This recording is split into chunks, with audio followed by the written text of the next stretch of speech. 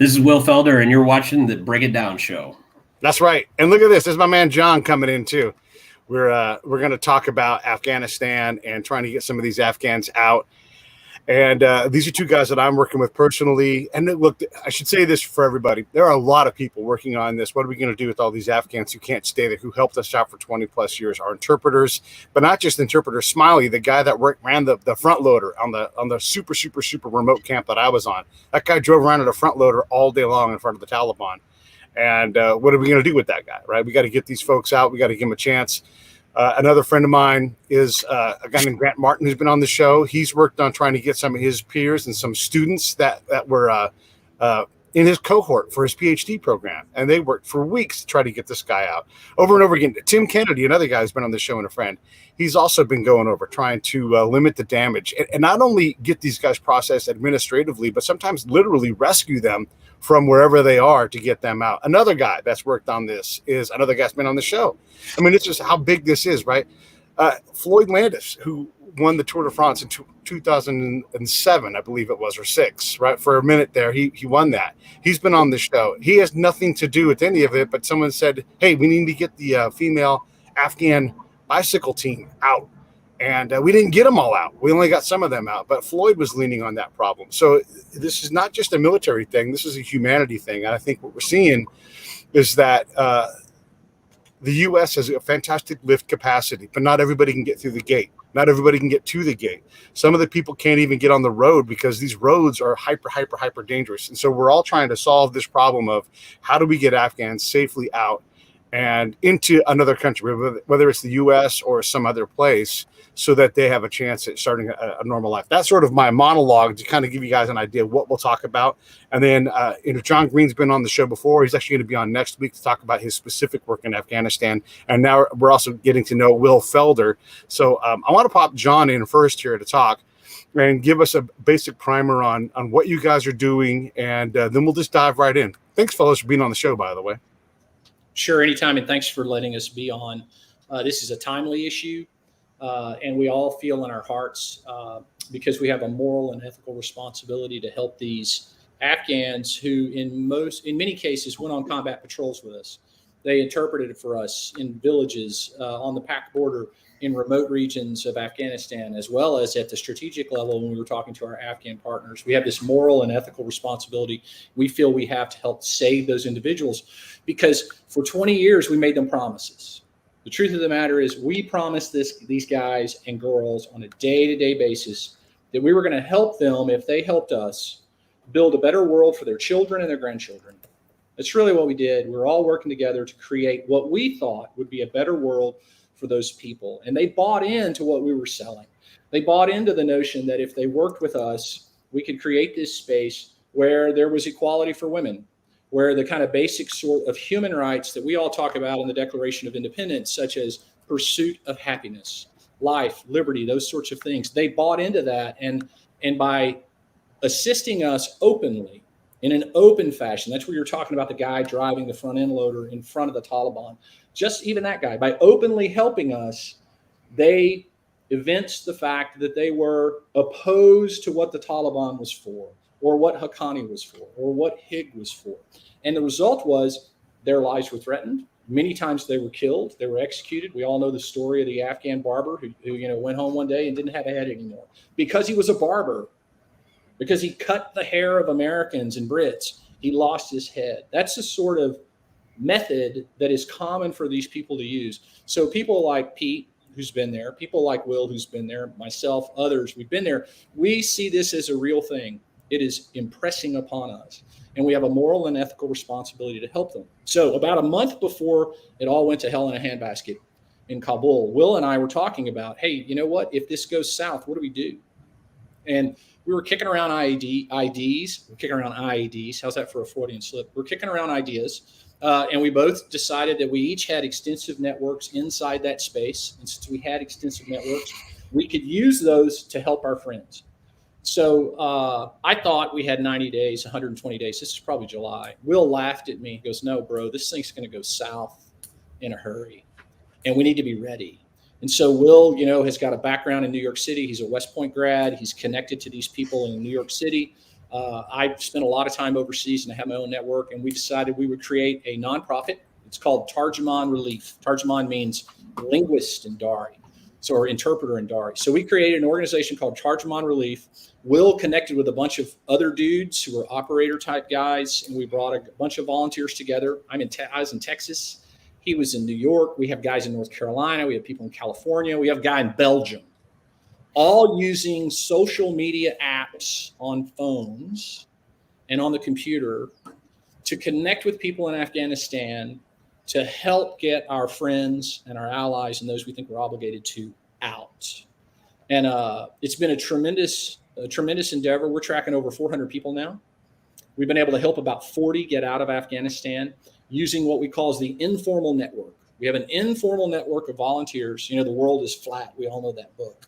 So we have an informal network of volunteers who've worked together to help get people, for example, in Kabul, through the Taliban checkpoint, through the American checkpoint, into the airport, and on a plane. And so the U.S. government, people are banging on the government. They shouldn't bang on the government. This is an overwhelming task, And POTUS takes it seriously, and everybody takes it seriously, and everybody's busting their rear end to make this thing work. The problem is, it is, by definition, overwhelming. It's overwhelming.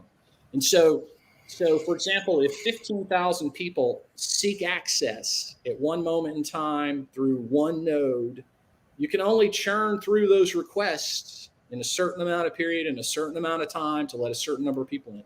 So what we had happen, for example, is I had 2 linguists. I love them. I call them chuckleheads. I love these guys. They immigrated to the United States. They live in Dallas, Texas. They went back to Afghanistan with their families in July for a wedding. It's always the wedding. They went back for a wedding.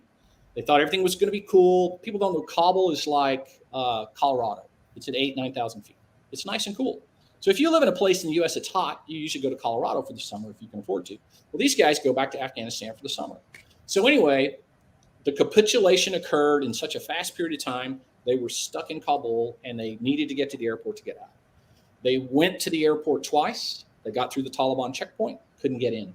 They got to the U.S. checkpoint, the perimeter. They showed their passports, and they said, we're U.S. citizens. We need in. The Marines said, sorry, we're letting women and children in now. You need to come back later. And the Marines are just doing their job, trying to do a good job. So they sent them away. They tried it again the next day. The same thing happened. Then they called me. This would be on like day 3 of the whole event. They said, hey, can you help? Well, I knew a guy who knew a guy who knew a guy inside of the airport. So we used secure apps to get copies of their passports. We sent photocopies of the passports, no kidding, to Belgium. Belgium, they went to the embassy. The dude in the embassy looked at them. We gave them their Afghan phone number. The dude in the embassy called them on the phone and said, hey, man, come to the gate at a certain time, wearing a certain type of clothing. We'll let you in. They showed up. The dude at the embassy was there waiting for them at the gate. They got in. They got on a plane. So that's a back-end workaround. That's a sort of example that we use to help get people in, because the formal system was overwhelmed. And so the informal system was needed to help. Now, the cool thing about these 2 dudes is they also had 2 wives and about 8 kids. So when they got in, they told the security guy, who then said, okay, have your family get to this certain place and they'll get picked up. So then they got picked up and brought in too.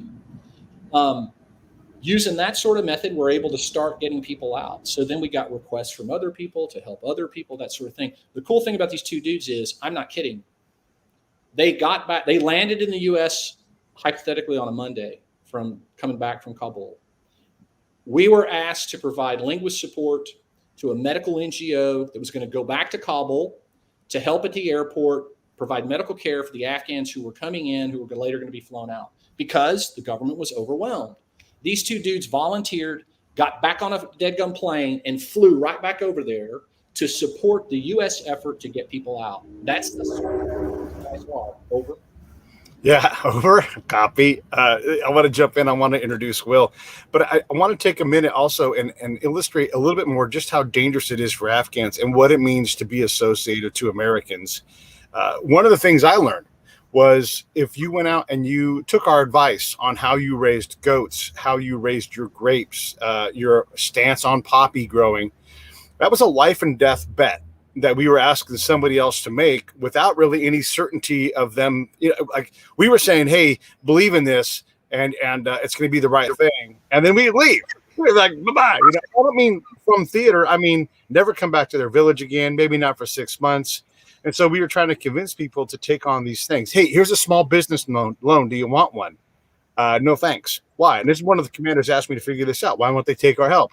Because it was dangerous to do that. So to be associated with the Americans and take the help to put your voice on the radio, which we put a lot of Afghans on the radio, it's a real dangerous thing for them. Even if they're not that person, you sound like Larry. I'm pretty sure you were Larry. I heard you in Wazakwa or wherever it was. And you know what? We want to kill Larry. So even association, or your cousin is Larry or anything like that, any reason, the Taliban is in retake power mode, and that means, and how they take power is through terror, through violence, and that kind of thing. I want to bring Will in to talk a little bit about his background. Hey, Will, and let's just talk about your part of the mission and what you and John are trying to build. Yeah, absolutely. So I met John actually working in East Africa for the Army, and then as we were talking a couple of months ago, I also checked in on my old platoon sergeant to see how he was doing, as I knew he had some close relationships with some of our old interpreters, and of course he had already set up a mobile talk in his living room and had recruited a bunch of volunteers to actually do real time on the ground battle tracking of some of the individuals that we had known in Afghanistan. So I basically got these two groups together so that we could span the entire process of working someone all the way from paying for and keeping them in a safe house in Kabul, all the way through working informal, formal networks to get them through the gates, and then follow-on assistance with immigration lawyers to make sure that all their immigration visa paperwork was all straight before they got to a place where they couldn't come back. And my main concern, as you mentioned, we have hundreds of people working on this in hundreds of different organizations, all trying to attack a certain piece of the puzzle or just trying to get involved because they feel like they have a moral obligation to be involved. But what we're really focused on is the fact that this is a complex and iterative process. If you give someone advice on the ground to move to city X or to enter country Y, and you haven't thought 3 steps ahead about what their process for lawful immigration may be, or what requirements there are for entering that third country, you might have given someone advice that gets them to a temporarily safe place, but hasn't actually answered the call that we feel we're called to, which is not just to get them somewhere safe, but to get them somewhere where they can live their life of prosperity that we sort of promised them we were working for when we worked with them. And so what we're trying to do is we're trying to attack the problem for at least our 500 guys and gals in a holistic way that doesn't put them in a situation where they're in a worse spot wherever they end up than they would be just staying in a safe house for a couple more weeks in Kabul. So look, there are obviously hundreds of organizations that are all trying to get started at the same time and do this really important work. What we're trying to do is set the example of how it can be done holistically in a very methodical and smart method that ultimately yields the best outcomes for a very specific class of people. And that's those people who we feel we made an obligation to as a result of their help for us as we were in country. That's sort of where we come at it from. Let's do some bona fides real quick here and sort of discuss what the capability is that you guys have developed through this. And by the way, I'm working on this with these guys. This is one of the reasons why we're having them on the show is to amplify this and put our combined chops to work on this problem. So, Will, give us an idea of what your background is with Afghanistan and what makes you uniquely qualified to work on this problem, apart from your sense of moral obligation that we all feel. I mean, I'm going to say this just because the audience needs to hear this. This is not a new problem. This is a problem that goes back years and years and years. And it's something that as a nation, this is not administration specific. It's part of our insane immigration policy that we can't seem to wrap our hands around. Pete is saying this, if you come and work for the U.S. government in a foreign land where we are there as an occupying or invading, however we want to call it, we need to be able to get people out safely, because people do. I look, as an intel guy, too many stories of someone who was helping us or thought to be helping us, and then bad people came and killed them. We know that this happens all the time, and we've got to find a better way to deal with this. And this has been a problem. This was a problem before we were going to pull out of Afghanistan. We just have never had the fire under us to really take care of it. And that's changed now, because now there's a human atrocity, and good old America. This is where we're awesome. We'll come in and we'll move a bunch of stuff, but Jesus Christ, we're going to we're going to light the rope on fire above you as you hang on to it, first before we really get up and move. But once we get moving, it's incredible. So let's talk about your experience and why you're uniquely qualified. Yeah, so I'll do that. I just want to jump in real quick on something you said. And there are organizations that have been working this issue for years. Organizations like No One Left Behind that since 2013 have been working to process civ applications for Afghan interpreters and Iraqi interpreters. So this is, as you pointed out, this is not a problem that was not foreseeable, and probably something that we all should have been working harder on before now. What I think the unique capabilities of our organization is that we are purposefully built to address as many in a wide range of problems as possible. Our chartering documents give us an incredible amount of flexibility to spend money and to attack problems in a variety of different manners to try to work on this sort of holistic solution. A lot of legacy organizations find themselves hamstrung by a very narrow mission set, and what we've tried to do is leave as broad a basis as possible for attacking any issue that arises over the next couple of months to try to solve these problems. As for me personally, look, I'm an infantry officer, West Point graduate. I served in Afghanistan, for about a total of 17 months, and then decided to get out of the active duty Army, go to law school, go to business school, and now am an investment banker in New York City. Along the way, done everything from work in immigration clinics and try cases for the local DA's office, and then obviously in my life now, I raise debt capital for large businesses to support their sort of strategic needs. So I feel like, from my perspective, I bring the financial acumen to the organization to make sure that we're doing things the right way with respect to the money that we received, and also I have extensive networks, through my military experience that has given us access to a wide variety of people working the problem both inside and outside of the government. So you're the bag man, the guy that has access to the money. You have the experience, the infantry thing. Hey, how did you transition from being an infantry officer looking at the company and the defense to a guy that's like, damn, this is not going, like, we're never going to have to bound Overwatch or Overwatch our bounding. We are going to have to do some serious work to get these Afghans out of here to lift this up, because that's a big transition you're talking about. I don't think people realize what that means to go from this doctrinal position that's dramatically different than where you're at now. Yeah, I think I've always been a believer in the leadership lessons you learn at Ranger School, and I've always been a big believer in the principles of patrolling and their applicability to anything you do in life. And I think the last point I'll make is that honestly, what makes a great infantry officer is a display of common sense, and realizing that moment when what you're doing isn't working anymore, and having the courage to say that this isn't working anymore and we need to change our approach. And that's where we are with respect to this issue. Is we got a lot of people that are trying to apply the same techniques and procedures that have worked, have not worked for the past several years on trying to solve this issue.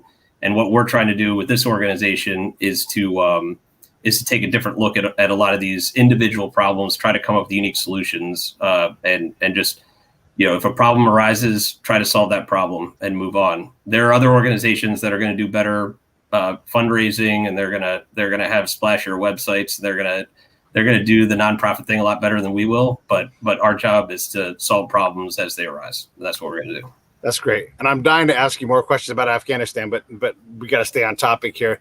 I want to bring in, you're the bag man. That means you're the mouthpiece, John. You're the lawyer, and you're a master at this. You're a master at going, here is the system that exists. I'm going to do like John would do. Here is the system that exists. And the gates you're supposed to follow are X, Y, and Z, but we can also legally follow 1, 15, and pumpkin and get to the same result. So we're just going to put our task effort on these other alternate opportunities to get people out of here, because the bureaucracy, right? You know this, the bureaucracy is going to slow things down. That's going to cost people lives, and that's not acceptable. That's my John Green imitation.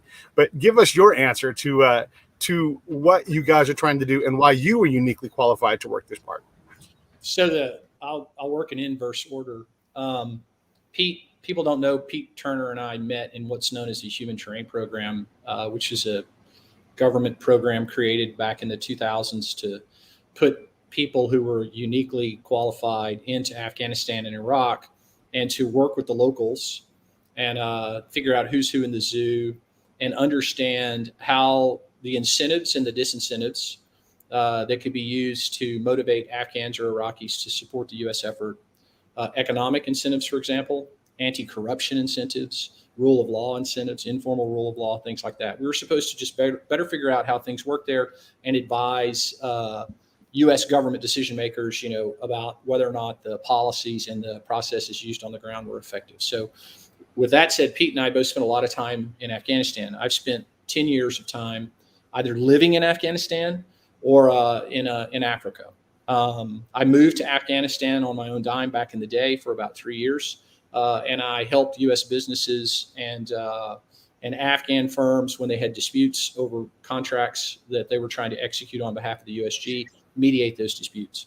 So it all started when a good friend of ours by the name of Mike Warren got thrown in jail by an Afghan governmental representative who was the cousin of an Afghan who had a construction company. The construction company didn't perform. And so the American firm said, hey, you didn't perform, you owe us $2 million building this runway. And since the Afghans didn't want to pay $2 million, they just grabbed the guy in charge of the contract. They threw him in jail. And I'd been a military advisor, and I advised the chief of police for Kabul. So I knew that dude. So I went over and I got Mike out of jail and then got him the heck out of Afghanistan. So little did I know this would become an opportunity for me later to get people out of jail and mediate disputes. So I spent a lot of time in that space doing informal legal resolution, all lawful, but informal legal resolution. So that's how I built my network that was there. As an attorney, I look at things from a legal perspective, and I also am a PMP. So I understand project management, program management, and there always is a system. The U.S. system that currently exists is what we would call a steady state system. It's a steady state system. It is designed for a person to apply for an SIV, a special immigrant visa, for example, or P1, P2, P3 visa, which are these other flavors of visas that Afghans can get, to apply for that and for a deliberate process to occur, and through that deliberate process for a person to be approved. And that can take up to 3 years. Or, no kidding, I was talking to a guy today. He got his SIV approved today, and he applied in 2008. 2008. That's how long it took this guy to get his SIV approved. But guess what? He's stuck in Afghanistan, and the airport is closed. And so now he's going to go on our tracker, and our job is going to be to help him get out to a place from where he can get to the U.S. since he now has an approved SIV, right?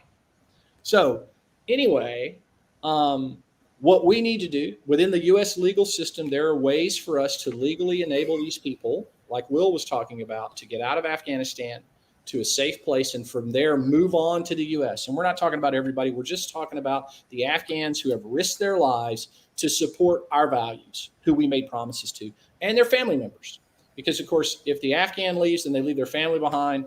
If the Taliban wants to retaliate, they're just going to hurt the family members. It's what they're going to do. And why do we say that? Because they've done it in the past. So, we have some pattern analysis that supports this conclusion. We're not just making it up. So anyway, come the end of the day, within the U.S. system, there's a thing called humanitarian parole. Humanitarian parole. And the executive branch can grant humanitarian parole to a class of individuals. And if they were to grant humanitarian parole to those Afghans who otherwise can prove they're eligible for an SIV, a P1, P2, or P3. Those Afghans could leave Afghanistan legally. Legally. We don't want to do this illegally. We want to be lawful. We are rule of law people. They could legally leave. And then if they get a thing called a transit visa, they could transit to the U.S., do all their paperwork stuff, and wait in the United States until such time as that steady state system gives them an answer. The steady state system gives them an answer. So we have a steady state system, and what we need are 2 exceptions that have been granted before in the past, and we need the executive branch, hopefully, to grant them for this class of Afghans who we have a moral and ethical responsibility to help. That's my rant. I will now stop. Over. Copy. Rant complete. Yeah, this is great. And I love that you're explaining this way. What does it mean for the administration to do this? I mean, what is the challenges there? Because, and this is not a political statement, but there's a lot of bureaucracy. It's not like the olden days when you could just sit outside of the boss's office and wait your turn to get an audience with the president. It doesn't work that way anymore. Yeah. Hey, everybody means well. And look, man, those people over at state and immigration and Homeland Security and FBI, they're all working around the clock on this. Do not think that they're not trying. It's just a matter, it's a matter of influence. It's a matter of prioritization. And I can't speak for anybody in the administration with regard to that. I can just look at it as a dumb outsider looking in, and I can go, you know what, there's a fix for this stuff. These are the 2 fixes we need. To me, it's not rocket science. And so if somebody wanted to know how they could help, I would say get a hold of your legislator, and you use the magic phrases: humanitarian parole, transit visas. We need to grant those to people who otherwise would be eligible. They'd be eligible, because you can't ask a linguist to go online in Kabul, apply for an SIV, and wait for 12 years to get one. Just see what I mean? That steady state thing doesn't fit this crisis. This is a crisis. Right. I was just going to say in the meantime, we're putting in place systems, and there are many groups doing this. We just happen to be one that's doing it, where we're putting in place systems whereby people have a place to stay that's relatively safe in Afghanistan, as well as organizing intermediary locations where people can travel to while they wait for the U.S. government to take action. All of that takes money. There has been a tremendous amount of upswelling and support, financial support for organizations working the Afghanistan issue over the past couple of weeks. Unfortunately, a lot of that has been directed towards narrowly focused organizations that have a restriction on what they can spend money on, and other of that funding has gone very specifically to charter aircraft. The problem is that charter aircraft are not an answer in and of themselves, because they need people to be able to get on them, and they need a place to go. And so what we ask is that if you feel called to support this cause, the money we're spending right now is very narrowly focused on keeping people safe and keeping people fed. We actually had our first baby of our organization born last night in Pakistan, and we're paying for that child's the place where that child's living, food for their family for the next month. And much like the old commercials about feeding children in Africa, it really is $500 to feed a family of 4 for a month and put them up in an apartment. So small gifts, small donations can go a long way to keeping people safe and well fed while we're working on the larger strategic picture stuff to get them to a place where they can be safe and prosper. Let's talk about the tactical stuff, because this is where it gets really tricky. John talked about a guy hopping on the internet, and I don't mean that kind of tactical, John. You just hang with me here. The tactical stuff that matters, right? So John talked about a guy getting on the internet and applying for a visa. Hey, guess what? 85% of Afghanistan ain't no internet anywhere. There's no power. And we have interpreters that live in tiny little villages. How do we deal with that? We have the same moral obligation. It's a whole lot harder. You can't even look on the army maps. Kaki Afghan district in Zabul province doesn't even exist. Wiped off of it, right? It doesn't exist. So we have people that live out there. What do we do about that? Is there anything we can do? This is a big, hard problem, but what do you think? So my advice to everyone has been, we should only attempt to solve the problems that we know we can solve for people. And the corollary to that is that Afghans are smart, resourceful people who know their country better than we do. Check. So for example, there are lots of people who, because they felt unsafe in their remote village, have gone to larger urban areas to try to get out of the place where they might find someone who really wants to have some retribution on them. It's smarter for them to decide where they should stay, because they have friends, they have people they know, they have a feel for where they are, but they might not have been able to bring money with them to rent an apartment or to rent a hotel room or to pay for food. We can get them money so that they can do those things. We shouldn't be directing where they go, because quite frankly, that puts us in a position where we might make a mistake because we think we know more than they do. Similarly, we can only give people advice as to where to go. But when we give people advice, outside of Afghanistan, but when we give people advice as to where to go, we better be real sure that we haven't created a secondary or tertiary problem for that person with respect to the end state, which is to get them somewhere where they can prosper. So, it might be that a person really wants to get out of the country and they have to make that decision for themselves. Our job is then to look at their unique circumstances, what documents they have, what their immigration status is, and try to figure out, the overlay of what's tactically possible with what makes the most sense in the long term for getting them to a final destination. And then, John, one of the things we hear, you want to talk about this? Yeah, John? Yeah, absolutely. So Will's spot on. I'll just reiterate. We call it local savvy. These guys have local savvy. They live in that space. They have family members. These are allocentric guys, not idiocentric guys. Remember, we studied that back in the day. They're connected to their families. They can rely on the greater family for all kinds of stuff. We can help when they move from point A to point B, get them a safe house or connect with somebody who can help move them. That sort of stuff can happen. But the long game, because phase one was the airport. That was phase one.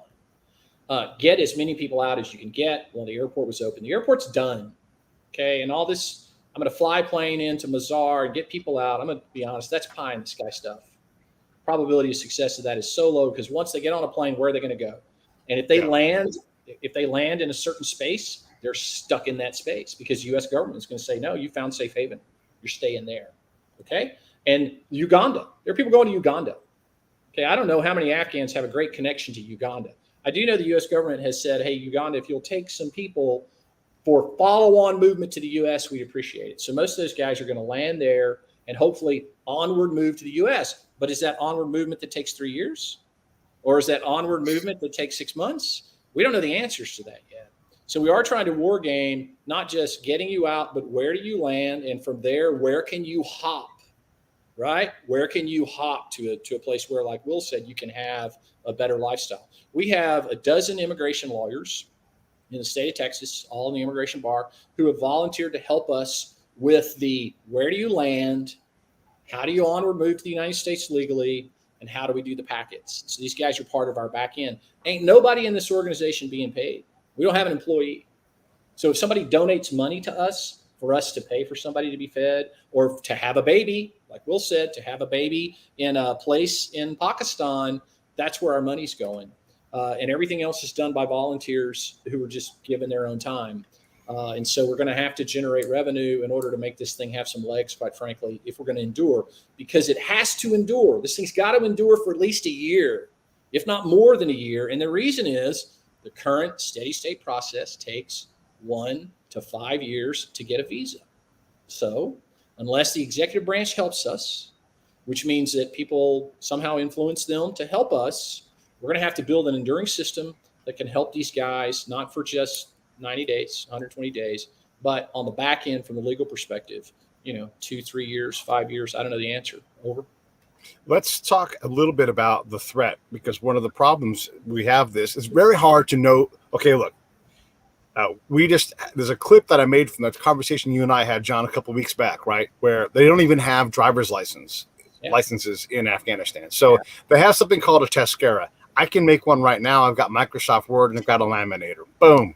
Pete is now an Afghan citizen. It's that simple. That's right. So how do we how do we manage the threat? Because this is a big thing. If we're going to bring in 200,000 people that are desperate, and a lot of them are, no matter what, by default, going to be extra legal. They're not going to be able to blend into the system immediately. So let's talk about that. Here's how we do it. So we triage. So in the military, there's a phrase called request for assistance, an RFA. Somebody asks you, hey, I need some help. It's a request for assistance. So we see every person who asks us to help as a request for assistance. That's the lexicon that we use. And then what we do is we triage the request. The first question is, this isn't just a thing that happens. It's an iterative tennis ball process whereby we go, okay, cool. You want some help? What's your name? Send us your passport or send us your Tascara. Send us something we can identify you with. And what American is going to vouch for you? Because these are not guys who worked for us and then just kind of burned off into Zabul, not to be seen for 10 years. I'm in contact with linguists I met in 2004. Will's in contact with guys he met from whenever. We just stayed in touch. It's, again, when you go on combat patrols with these guys and they risk their lives for you and you build these relationships, they don't just disappear from your life, right? So we ask for an American who can vouch. And then we go find that human to get them to vouch. And we show them a picture of their passport. And we go, hey, man, is this your bro? And they go, yeah, I worked with him wherever. And then we say, well, right now he is in this place and he wants us to help him get back. What do you have to say about that? And that guy vouches. So we start with our linguist, which is tight. And then we start to broaden it to Afghans who helped in other ways, right? Afghans who help in other ways. And we don't help everybody. We don't help everybody because we go, hey, we do understand that it's difficult here. It's hard for you, but you're not the flavor of person we help because we can't triage them and figure out who they are because they don't fit into one of those SIV 1, 2, or 3 categories, right? But then we try to turn them over to another NGO that would help them. Or we say things like, no kidding, UN refugee camp, right? And then go from there. So we can't enable 35 million people to leave that space and come here. We have to be selective about who we help, and we are selective about who we help. But we do vet. We vet because we have limited resources and time, and we're going to help those guys. Sounds harsh. We're going to help those dudes who helped us and who risked their lives for our sort of ideals in an open over. And just to tie into what John said, as simplistic as it sounds, as simplistic a methodology as it sounds, it actually ties directly to the way the U.S. immigration system works for the purposes of applying for these special categories of visa or humanitarian parole. And we built it that way. We built it that way on purpose. The individual vouching is one of the key parts of that application process. And so that's why this whole thing is going to require a pretty significant public-private partnership to get it done, is because the State Department doesn't have a list of the people who need help, and they don't have a list of the people who are vouching for those people. So the State Department, even if they made this their number one priority for the next 10 years, would literally not have the ability to find and vet the people that we need to help. So it has to be organizations like ours and others like us who provide the State Department the names of the people and the people who vouch for them. Yeah. And we don't want to send one. So while we're working this, let's get you to a safe place, let's get you out of that space to another space kind of problem, that those two train tracks are running, right, parallel. We're also building a packet for them to submit to the U.S. government for their asylum packet, because we're already collecting that data. We're collecting that data, right, which becomes information, which becomes a report. We put all that stuff together, and then we submit that. That's what our asylum attorneys on the back end are doing. That we've got got some other people, okay, who are doing that as well. They're not even asylum attorneys, but they know how to read the deadgum thing and put it all together for us. Now, herding the cats, because we've grown quickly in a brief period of time, is difficult. And it's difficult because when you organizational maturation, right? Our organization's maturing. And as it matures, we talked about this on a meeting last night, a call. We got to have processes and procedures, and they have to be in writing, and we have to have all this kind of stuff because we're a real organization now, and we got to get all this stuff squared away, right? And so at the same time we're doing that, we have other people over here working these immigration packets to submit those packets. And we don't want to submit one packet that's erroneous. That's the term, erroneous. We don't want to be erroneous, because if we do, we lose our credibility, right? And also, we just become some group that everybody throws everything at, and we go, oh, we'll help anybody. Well, that's not us. We are military humans who worked with dudes and dudettes who risked their lives for us. That's who we are. That's our core competence. The other, go ahead. The other tangential point that John alluded to is, a lot of people say like, oh, well, why didn't these people apply for an SIV in 2013 or 2012? This all comes back to the promise that we made.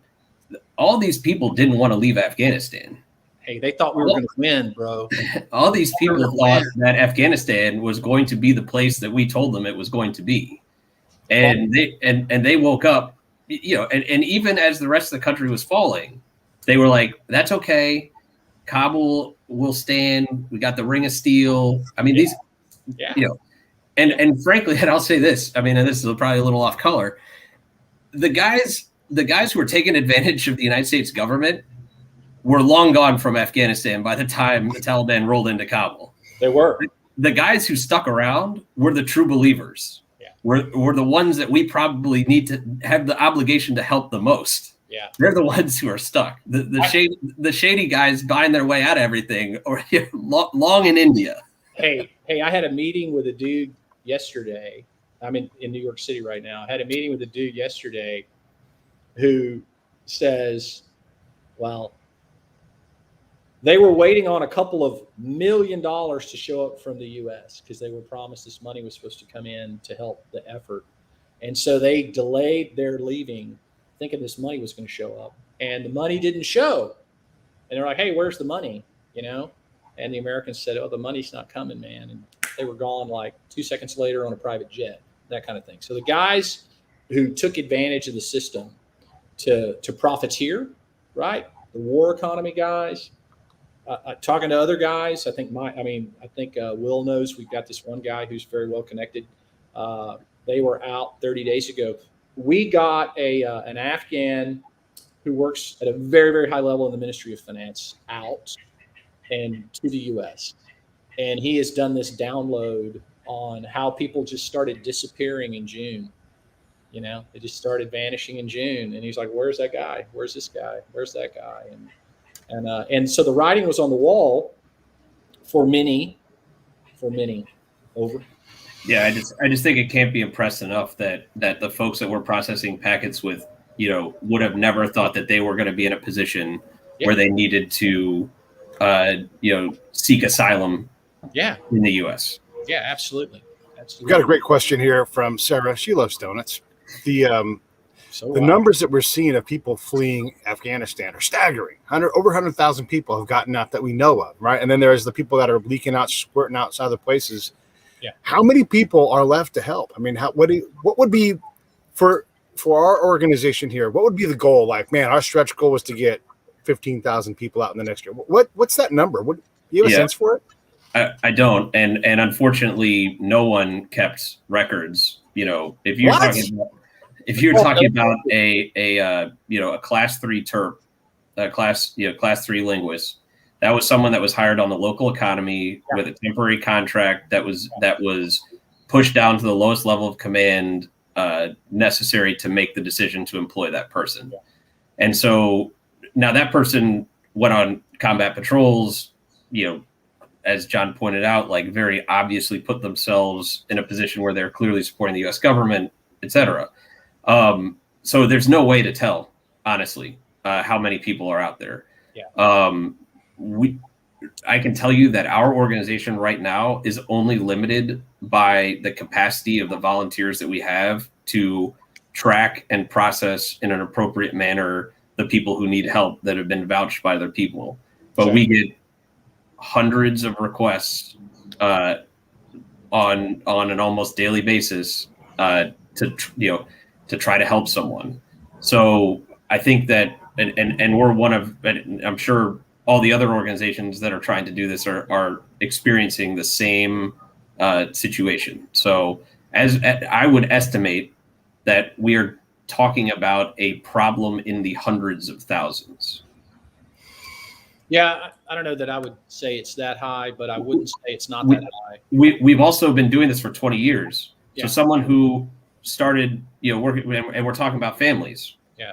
And these are not like, 3-person families. No. So, I mean, one of the families we helped get to Australia, which is where they'll stay, is a 13-person family. And that's, mom and pop and the kids. Yeah. So check this out. Family of 17. The Italians promised to give them sanctuary. So they said, hey, if you can get into the airport, we'll put you on an Italian plane. We'll fly to Italy. Well, they couldn't get in the airport. So by hook or crook, the word came back around to me at like 2 a.m. Hey, man, can we help these 17 people get into the airport? And I was like, well, who are they? What did they do for the U.S.? And the person goes, they didn't do anything for the U.S. One of them was, no kidding, it's like the provincial governor and his wife and his kids. And I'm like, that many kids? Like, oh, yeah, he's got this many kids. So anyway, the Italians promised to fly them, but they couldn't get through the Taliban cordon or the American cordon. So they contacted us. So we used the back channel method. This was a different back channel method. We got them to the gate. And the Americans let 9 of them in, not the other 8. So 9 got in, and the Italians didn't know anything about it. They're like, I don't know what you're talking about. The Italians on the ground, they're like, I don't know anything what you're talking about. Because the Italians in Rome were the ones who agreed to do it. And that came around to us, right? So there was a big discussion in Kabul about, well, they can't get on an Italian plane. So the Dutch put them on a Dutch plane and flew them to the Netherlands.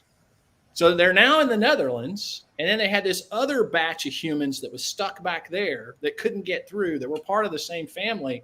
And it took another 2 days to massage that, to get them through the inner gate, the inner cordon, and for the Italians to fly them out. So now you got a batch in the Netherlands and you got a batch in Rome.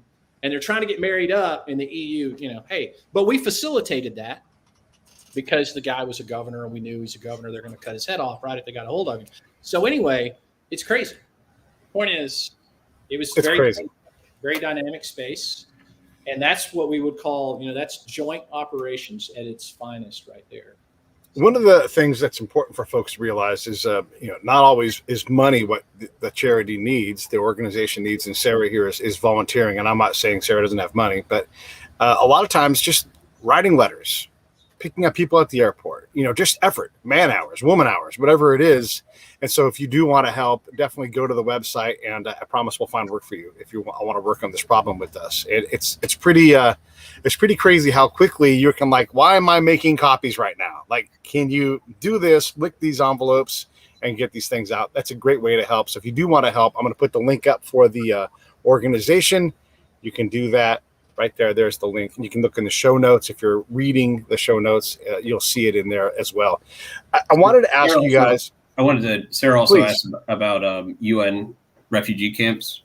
So the UN will be the lead for establishing refugee camps for displaced persons in Afghanistan. Now, and John knows this from our time in East Africa. UN camps are a fantastic resource, and obviously, they're doing God's work. But UN camps are not necessarily the vision of safety and prosperity that we have for the folks that that we want to help. So, we're and the other important thing to keep in mind is UN camps are not meant to be a permanent solution. UN camps are meant to be to facilitate managing, keeping people alive while either a current problem is resolved because it's a quick problem like a natural disaster, or those people can be moved to another location because they've gone through the process of seeking asylum somewhere else. And there's no guarantee, by the way, that asylum seeking will necessarily be to the U.S. It will be to a place where those people are considered safe. Yep. And then the other thing I want to bring up is, as we're looking at these systems and in place, what you don't want to do is strand someone in Uganda because they're willing to take 100,000 people. The idea is to put a full packet together to get them from A to F. Correct. Without having them stuck there for 15 years. And as much as possible, try not to break families apart, because it's easy to solve the immediate problem, but create a worse problem later on. And UN camps, as you said, Will, are fantastic for what they're designed to do. What they're not designed to do is become permanent homes for people for a decade. And that does happen. That's what happens. Yeah. I wanted to ask you guys about so there's so many people working on this problem. There's so many different organizations, and you guys specialize in what you specialize in. When you get something brought to you, how multi-track are you able to get over to? Like for example, let's say we have and these things exist, a French and Afghan citizen who's stranded, and they have your phone number, not the French guy. How multi-tracked are you to be able to get that person to that resource? Because yes, you could probably get them out, but you're built to not get them out. You're built to get somebody else out. Talk about that multi-track system. Yeah, it's all as of right now, it's all personal networks. So it's the people that we've met along the way. We try very hard not to turn away any phone call, any connection, linking up to discuss, any aspect of the problem with anyone, because you never know when the puzzle pieces are going to come together, and that person you just met is going to solve someone else's problem. I've been contacted by a large Canadian organization that has hundreds of thousands of dollars and a whole long list of Afghans who worked for Canadian forces over the past 20 years. There's a great article that I saw in the Independent this morning about a distillery in Ireland that is called the Blackwater Distillery. And the CEO of the Blackwater Distillery has received hundreds of emails from Afghans who worked for Blackwater, being like, "Hey, can you get me out of here?"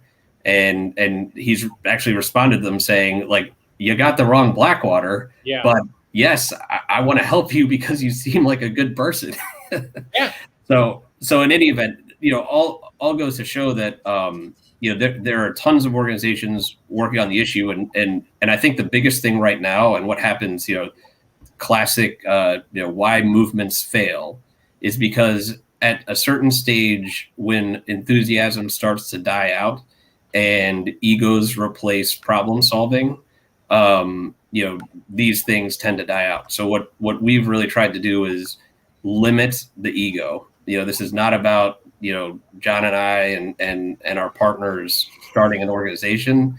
This is about solving problems. And the day that we find another organization that solves a problem we're working on better than we do, we will happily hand that off to them and support that organization full-throatedly. And if all of this works out perfectly, 6 months from now, there's an effective public-private partnership that's sponsored by the DoD and the Department of State, with aligned legislation from Congress that answers a lot of these problems that we're talking about, and an organization that's been named as the point organization for solving the problem. And if that happens in 6 months, I will happily, hang up my cleats and go back to, raising my kids and having a good time drinking scotch. But until that happens, we're on the wagon and trying to solve problems. I think the only thing that we compete about internally is who has the most magnificent hair. That really is pretty much, that's where we set that bar. But, I want to bring a note up too, because we're all trying to figure this out, and where are we going to put our effort? And I'm Steve, the guy who works in a cube, is at his house in his pajamas, like, God damn, I really want to help with this.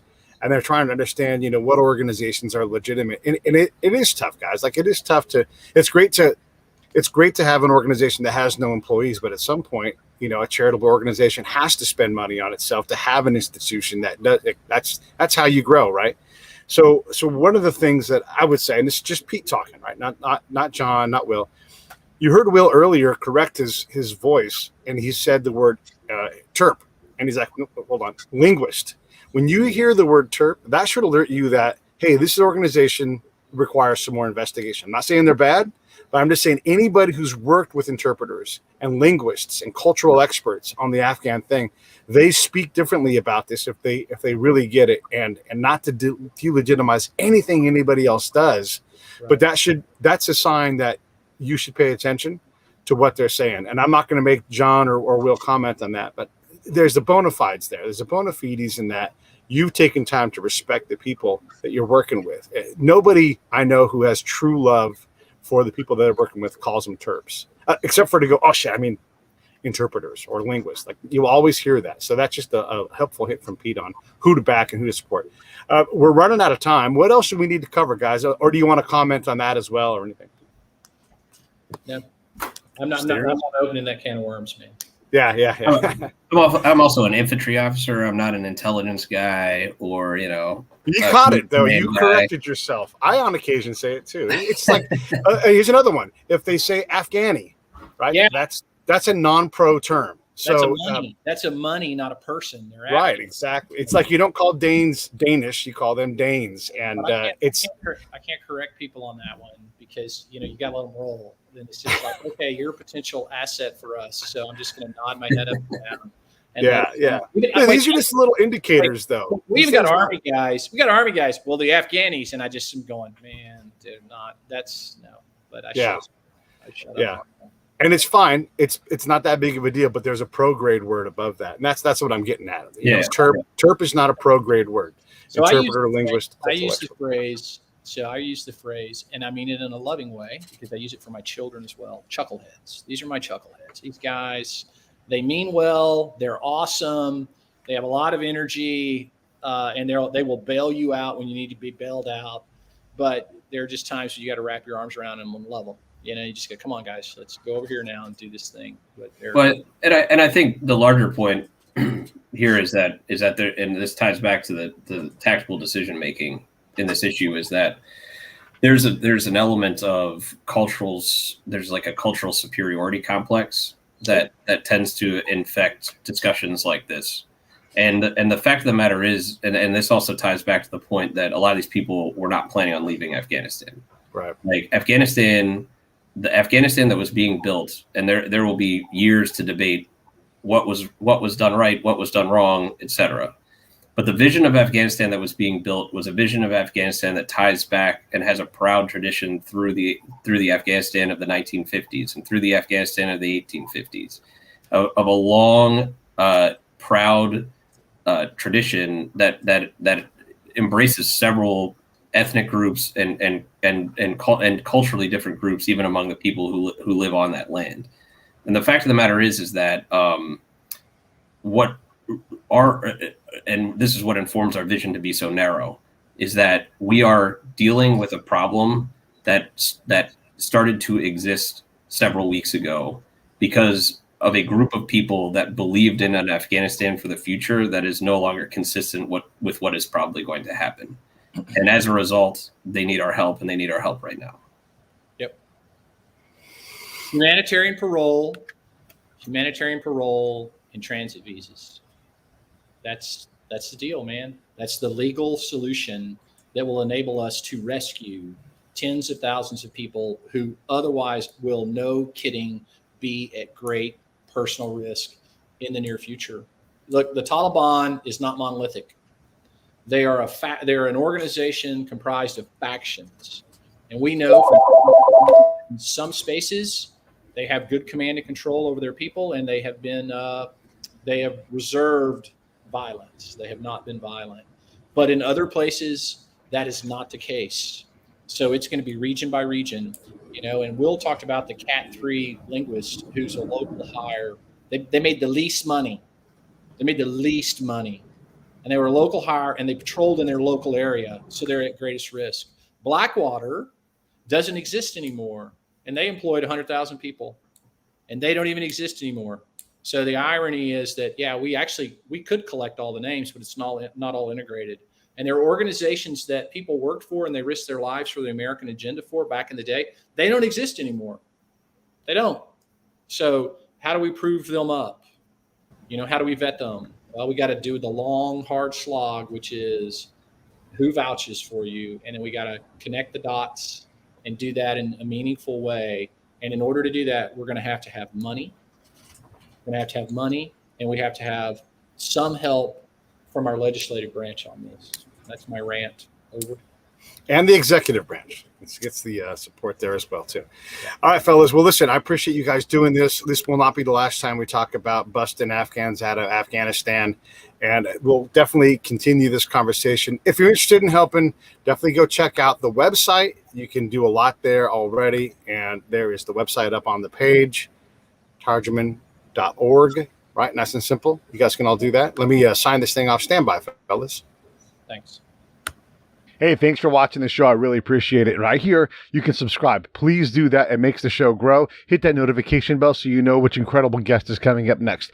Down below is the PayPal link. You can put a small subscription in. That is an enormous help. All that money goes right back into the show. And then right up over here are the next episodes you should listen to, curated by yours truly. Thank you so much for watching.